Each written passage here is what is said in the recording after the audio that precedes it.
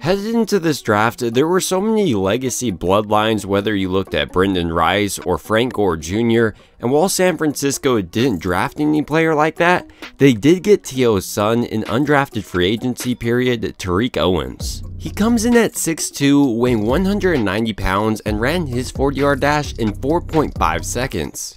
And even though that's not the fastest 40-yard time, he did show an ability to be effective going deep. More importantly to San Francisco and Kyle Shanahan though, he's a proficient blocker, and if he's able to consistently do this, then he'll get the opportunities to maybe run a couple of those deeper patterns. But what will Tarique Owens actually offer San Francisco going forward as an undrafted free agent, and can we actually realistically expect him to even make the squad this year? We're going to find out. We were first introduced to Owens at Bishop O'Dowd High School in Oakland, California. He played both basketball and football during his time there, but he really wasn't heavily recruited at being ranked as a 0-star recruit according to 24/7 Sports. His best attributes coming out of high school on the football field for me had to be his jump ball and his willingness as a blocker, as I kind of alluded to earlier in this video. But to really show he belonged at the next level, he needed to go the JUCO route, and he decided to go to Contra Costa College, where he played in 7 games as a true freshman in 2018,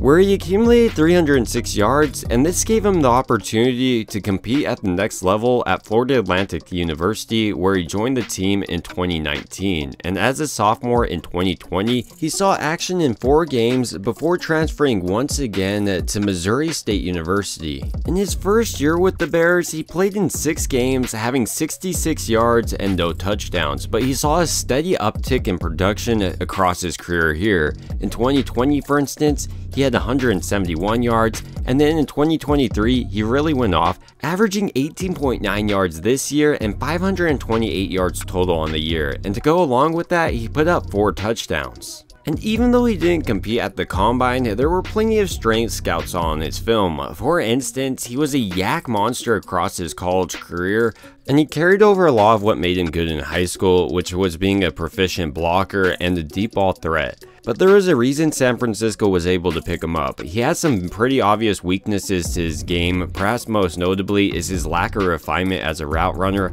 and on top of that, he doesn't have the measurables to justify a team using a later round pick on him, and he never put up the production in his college career.